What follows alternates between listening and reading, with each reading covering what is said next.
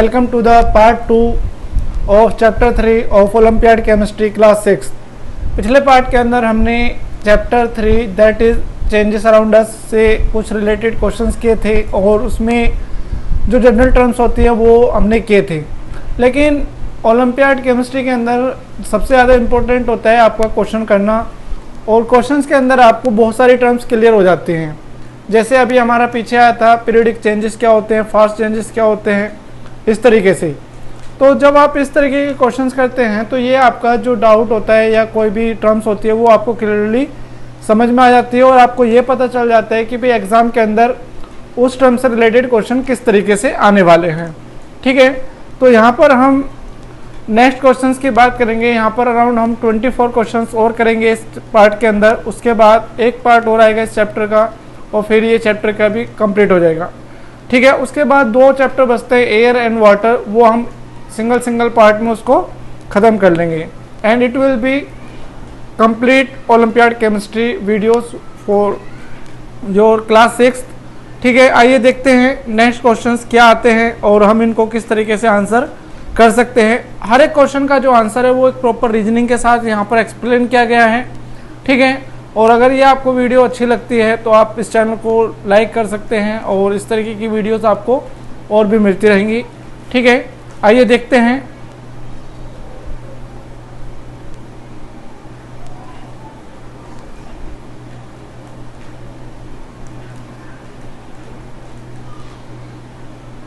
हाँ, पिछली वीडियो के अंदर हम क्वेश्चन नंबर 23 तक कर चुके थे। A chemical reaction in which energy is liberated.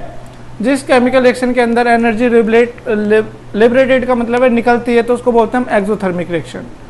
ठीक है, now we will talk about the question number 4। In an endothermic reaction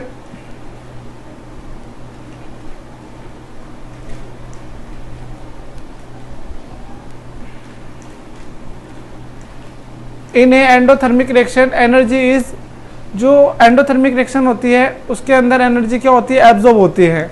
ठीक है, ये यहाँ पर रोंग लगा हुआ है, इसको आप ठीक कर लीजिए। इसका जो है इसका आंसर जो आएगा वो बी आएगा। एंडोथर्मिक रिएक्शन में एनर्जी क्या होती है, एब्जॉर्ब होती है, और एक्सोथर्मिक में क्या होती है, रिलीज होती है। ठीक है, इसका जो आंसर आएगा वो क्या आएगा, बी आएगा। ठीक है, now we will talk about the question number 4। ठीक है, क्वेश्चन नंबर 4 की हम बात करते हैं। Sorry, question number 25। In a physical change, कोई जो फिजिकल चेंज होता है उसके अंदर क्या होता है, no new substance are form, कोई भी नए सब्सटेंस नहीं बनते हैं, रिएक्शन रिवर्सिबल होती है, और जो चेंजेस होते हैं वो टेम्परेरी होते हैं। तो इसका मतलब ये सभी चीज़ें होती हैं, तो इसलिए इसका आएगा all of above. Burning of coal in air is, जब हम कोल को मीन्स कोयले को एयर में बर्न करते हैं तो वो कौन सा चेंज होता है, वो केमिकल चेंज होता है। क्योंकि जब हम कोयले को बर्न कर देते हैं तो हमें क्या मिलती है, राख मिलती है। राख से वापस कोयला नहीं मिल सकता, तो इसलिए बर्निंग ऑफ कोल क्या हो गया, एक केमिकल चेंज हो गया। In a fermentation tank molasses solution is mixed with yeast enzyme after 3 days alcohol was observed. The speed of reaction in this case is, 3 दिन लग रहे हैं। जब हमने फर्मेंटेशन टैंक से मोलासिस लेते हैं और उसको यीस्ट के साथ मिला देते हैं तो अल्कोहल बनने में 3 दिन लग रहे हैं। तो इसका मतलब क्या है कि जो रिएक्शन है वो स्लो है। तो all of the questions depends on your common sense. तो आपको पता चल गया कि भाई 3 दिन लग रहे हैं तो ये रिएक्शन कैसी हो गई, स्लो रिएक्शन हो गई, तो इसलिए इसका आंसर आएगा स्लो। ठीक है, now we will talk about the question number 28। If you are pour a few drops of petrol on your palm, you feel cool as the petrol evaporates. This changes is, देखो जब आप petrol की कुछ बूंदे अपनी हथेली के ऊपर रखते हैं तो आपको ठंडक महसूस होती है, लेकिन जो पेट्रोल होता है वो इवेपोरेट हो जाता है। तो इवेपोरेट होने के लिए वो क्या करता है, अपने आपके हाथ से एनर्जी एब्जॉर्ब कर लेता है। तो इसलिए ये कौन सी रिएक्शन होती है, एंडोथर्मिक प्रोसेस होती है। और आप ये याद रखो कि भाई जो आपकी इवेपोरेशन प्रोसेस होती है वो कौन सी होती है, वो एंडोथर्मिक रिएक्शन होती है। ठीक है, now we will talk about the question number 29। When you burn petrol flames are produced. जब हम पेट्रोल को बर्न करते हैं तो फ्लेम्स निकल रही है, इसका मतलब वहाँ से हीट निकल रही है, तभी तो फ्लेम बन रही है। अगर हीट नहीं होती तो फ्लेम ही नहीं बनती। तो जिस रिएक्शन में हीट निकलती है उसको क्या बोलते हैं हम, एक्सोथर्मिक रिएक्शन। तो burning of anything will be exothermic reaction. जैसे कोयल को, किसी भी फ्यूल को अगर हम बर्न करते हैं तो वो एक्सोथर्मिक रिएक्शन ही होती है। Question number 30। The process of heating a liquid to a high temperature and rapidly cooling it to kill bacteria. जब हम किसी लिक्विड को बहुत हाई टेम्परेचर पर गर्म कर देते हैं और तुरंत उसको जल्दी से ठंडा कर देते हैं ताकि उसके अंदर जो बैक्टीरिया प्रेजेंट होता है वो मारा जा सके, तो इस प्रोसेस को क्या बोलते हैं? Pasteurisation.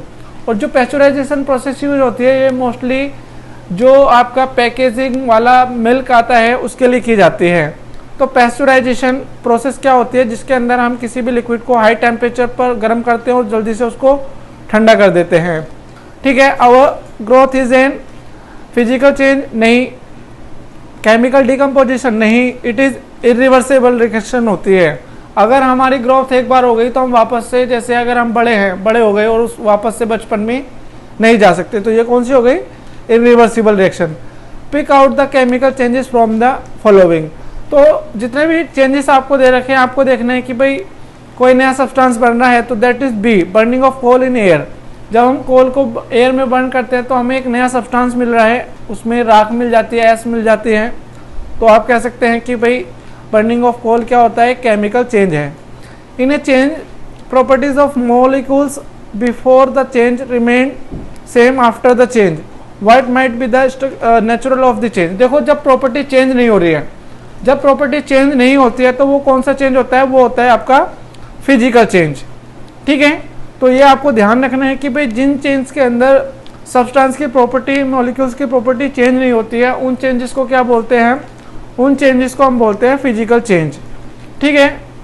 Now we will talk about the next question. Choose the example of chemical combination reaction. देखो कॉम्बिनेशन रिएक्शन क्या होती है? मैंने बताया था जहां पर दो सब्सटेंसेस मिलकर सिंगल सब्सटेंस बनाते हैं। तो कोल एयर के साथ बर्न कर रहा है, उसमें बहुत सारी गैसेस मिलती हैं, वाटर फ्रीज हो रहा है, कूल करने पर यहाँ पर कुछ बन ही नहीं रहा है। फिर oxygen and hydrogen react to give water. यहाँ पर ऑक्सीजन एंड हाइड्रोजन जो है वो आपस में रिएक्शन करके क्या बना रहे हैं? वाटर बना रहे हैं। तो दो सब्सटेंस एक साथ कंबाइन होकर एक बना रहे हैं, तो that will be your correct answer C, oxygen and hydrogen react to give water. तो केमिकल कॉम्बिनेशन से पता चलेगा कि भाई एक हमें ऐसा कॉम्बिनेशन निकालना है जिसमें केमिकल चेंज होता है। तो ऑक्सीजन और हाइड्रोजन से आपको वाटर मिल गया, वाटर जो है वो इन दोनों से बिल्कुल अलग होता है। Now we will talk about the question number 35। In a chemical change, chemical change के अंदर क्या होता है? नया सब्सटेंस बनता है, चेंजेस इरिवर्सिबल होते हैं और एनर्जी रिलीज भी हो सकती है और एब्जॉर्ब भी हो सकती है। तो इसलिए डी आएगा, all of the above. You have to just use your mind and you will be able to score 100% marks. ठीक है। और आपको चैप्टर का पता होना चाहिए। Rust, iron rust because iron is unstable, iron is intrinsic property of iron to rust. No, जो iron होता है वो क्या कर लेता है? वो रिएक्शन कर लेता है जो मॉइस्चर एटमॉस्फेरिक एयर में प्रेजेंट रहती है उसके साथ। तो इसलिए सी आएगा इसका correct answer, reacts with the moisture present in the atmosphere. तभी तो रस्टिंग होती है उसकी। अगर वो रिएक्शन नहीं करेगा तो रस्टिंग ही नहीं होगी। Which of the following statement is true? कौन कौन से स्टेटमेंट ट्रू हैं? तो only very few chemical reactions are reversible, ये वाला स्टेटमेंट ट्रू है, वरना मोस्ट ऑफ द रिएक्शन जो होती हैं वो इरिवर्सिबल होती हैं। ठीक है। और जो ग्रोथ ऑफ ट्री होता है वो पीरियडिक चेंज नहीं होता है, और rusting of iron fast change नहीं होता, धीरे धीरे उसमें रस्टिंग होती है।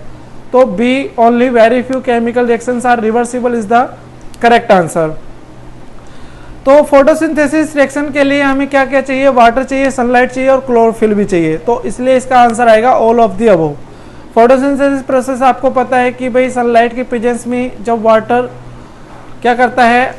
कार्बन डाइऑक्साइड के साथ रिएक्शन करता है तो वो ग्लूकोज बनाता है इन द प्रेजेंस ऑफ क्लोरोफिल। ठीक है। तो इसलिए ऑल ऑफ द अबव आएगा। हाइड्रोजन क्लोराइड, क्लोरीन जो होते हैं वो आपस में कंबाइन होकर हाइड्रोक्लोरिक एसिड देते हैं in the presence of sunlight. This type of reaction are called. तो जहाँ पर सनलाइट का यूज होता है किसी भी केमिकल रिएक्शन को कराने के लिए, उनको क्या बोलते हैं? फोटोकेमिकल रिएक्शंस बोलते हैं। तो इसलिए इसका आएगा A option, that is photochemical reactions. Forest fire जो होता है वो कैसा चेंज होता है? That is an undesirable change. हम कोई नहीं चाहता कि भाई फॉरेस्ट के अंदर आग लग जाए, क्योंकि वहाँ पर इतने एनिमल्स रहते हैं, वो उनका घर है, किसी का घर उजड़ जाए, कोई नहीं चाहता है। तो ये जहाँ पर हम कोई चेंज चाहते नहीं और वो हो जाता है उसको क्या बोलते हैं? हम अनडिजायरेबल चेंज बोलते हैं। तो फॉरेस्ट फायर क्या होता है? एक अनडिजायरेबल चेंज होता है। ठीक है। The chemical reactions which are initiated by electricity, तो जो केमिकल चेंज इलेक्ट्रिसिटी से होते हैं उनको क्या बोलते हैं, इलेक्ट्रोकेमिकल रिएक्शंस बोलते हैं। ठीक है, इलेक्ट्रोकेमिकल, तो ये आपको याद रखना है। इलेक्ट्रोकेमिकल रिएक्शंस क्या होती हैं, जिन रिएक्शंस को कराने के लिए हमें इलेक्ट्रिसिटी की ज़रूरत पड़ती है उनको हम इलेक्ट्रोकेमिकल रिएक्शंस बोलते हैं। तो सनलाइट के लिए फोटोकेमिकल रिएक्शंस, इलेक्ट्रिसिटी के लिए इलेक्ट्रोकेमिकल रिएक्शंस। ठीक है, तो ये आपके नोट्स भी बन जाएंगे अगर आप इनको लिखना चाहते हैं, बहुत आसान है। ठीक है, इसके बाद हम क्वेश्चन नंबर 42 पर जाते हैं। Magnetic properties of iron disappear when it is heated strongly. तो ये कौन सा चेंज है, it is a physical change, क्योंकि हमने बताया था कि जो क्या होती हैं, जो आपकी मतलब ऐसे चेंजेस जिसमें अगर आप करते हैं तो उसमें सिर्फ उसकी फिजिकल प्रॉपर्टी ही चेंज होती है। तो जो मैग्नेटिक बिहेवियर है, मैग्नेटिक प्रॉपर्टी है, वो एक फिजिकल प्रॉपर्टी है। तो जिस चेंज में फिजिकल प्रॉपर्टी चेंज होती है उसको क्या बोलते हैं, हम फिजिकल चेंज बोलते हैं। तो इसलिए जब हम आयरन को गर्म कर रहे हैं और उसकी जो मैग्नेटिक प्रॉपर्टी वो डिसअपियर हो रही है, कौन सा चेंज हो गया, फिजिकल चेंज हो गया। Halleck comet revolves around the sun once in a year, 76 year. तो ये कौन सा पीरियडिक चेंजेस कौन से होते हैं, जो एक टाइम के बाद दोबारा से होते हैं। ठीक है, जैसे क्या होता है, जैसे पंखे का घूमना हो गया, लाइट का ब्लिंकिंग हो गया। ठीक है, और ये पेंडुलम होता है, ये सभी क्या है, ये पीरियडिक चेंजेस होते हैं जो हर एक means the changes which take place after a definite limit of time. एक डेफिनेट लिमिट और सर्टेन लिमिट ऑफ टाइम के बाद जो चेंजेस होते हैं उनको क्या बोलते हैं, पीरियडिक चेंजेस बोलते हैं। What is common among the motion of planet around the sun, blinking of traffic light and motion of blades of fan rotating at a uniform speed. तो इन सब में क्या कॉमन है, all of this are the periodic changes, क्योंकि हर एक क्या करता है, एक राउंड करने के बाद दोबारा राउंड लगाएगा। तो जो चीज़ एक टाइम लिमिट के बाद दोबारा से चालू हो जाती है उसको क्या बोलते हैं, पीरियडिक चेंजेस बोलते हैं। तो पीरियडिक का मतलब हो गया कि एक पीरियड खत्म होने के बाद वापस से चालू हो जाता है। ठीक है, the following reaction in is a, कौन सी रिएक्शन है ये, यहाँ पर देखो आपको दे रखा है मर्क्यूरिक ऑक्साइड को जब हम गर्म करते हैं तो आपको मरकरी और ऑक्सीजन मिल रहा है। तो मरकरी और ऑक्सीजन आपके दो मिले, सिंगल से जब हम दो मिलते हैं तो ये क्या हो रहा है, डिकम्पोज का मतलब होता है टूटना। तो जहां पर सिंगल से आपको दो मिल जाए वो हो जाता है डिकम्पोजिशन, और जहां पर आपको दो से एक मिलता है वो होता है कॉम्बिनेशन। तो ये क्या आएगा, chemical decomposition reaction is the correct answer. Chemical decomposition जो रिएक्शन है वो करेक्ट आंसर क्यों है, क्योंकि यहाँ पर आपको सिंगल कंपाउंड से दो एलिमेंट मिल रहे हैं। मर्क्यूरिक ऑक्साइड एक कंपाउंड का नाम है, एक कंपाउंड है, उससे हमें दो चीजें मिल रही है, मरकरी और ऑक्सीजन। तो ये हो गया डिकम्पोजिशन रिएक्शन। ठीक है, chemical changes initiated by light are called. मैंने पहले बताया कि भाई जहाँ पर लाइट की वजह से जो चेंजेस होते हैं उनको क्या बोलते हैं, फोटोकेमिकल चेंजेस बोलते हैं, और जो रिएक्शन लाइट की वजह से होते हैं उनको बोलते हैं फोटोकेमिकल रिएक्शंस। ठीक है, फोटो का मतलब होता है सनलाइट। ठीक है, आगे समझ में। Now we will talk about the question number 47। Choose the electrochemical reactions from the following. तो इलेक्ट्रोकेमिकल रिएक्शंस के लिए सिंपल है कि भाई जिसमें इलेक्ट्रिसिटी का यूज होता है या जहाँ पर इलेक्ट्रिसिटी वर्ड आ गया वो सभी क्या हैं, इलेक्ट्रोकेमिकल रिएक्शंस है। जैसे splitting of water into hydrogen, जब हम वाटर के अंदर इलेक्ट्रिसिटी पास करते हैं तो जो वाटर होता है वो हाइड्रोजन और ऑक्सीजन में स्प्लिट हो जाता है, तो ये भी इलेक्ट्रोकेमिकल रिएक्शन हो गई। और प्रोड्यूसिंग इलेक्ट्रिसिटी ने लैक-लेंचे सेल के अंदर इलेक्ट्रिसिटी प्रोड्यूस हो रही है, वो भी कौन सी हो गई, इलेक्ट्रोकेमिकल रिएक्शन हो गई। तो both of the above is the correct answer, क्योंकि ऊपर की जो दोनों रिएक्शन है वो क्या है, वो इलेक्ट्रोकेमिकल रिएक्शन को शो करते हैं। ठीक है, तो आज के लिए इस वीडियो में हम सिर्फ 47 क्वेश्चन तक ही करेंगे। ठीक है, ये क्वेश्चंस आपको नोटबुक में लिखने हैं और हर एक क्वेश्चन का जो हमने बताया है कि भाई इसमें क्या कॉन्सेप्ट यूज हुआ है वो आपको लिखना है। ठीक है, अगर ये वीडियो आपको अच्छी लगी हो तो इसको लाइक कीजिए, शेयर कीजिए, और अगर आपने चैनल सब्सक्राइब नहीं किया है तो उसको सब्सक्राइब कीजिए ताकि आपको आगे भी इसी तरीके से वीडियोस मिलती रहे। ठीक है, अपने घर पर रहिए, सेफ रहिए and keep studying. Thank you.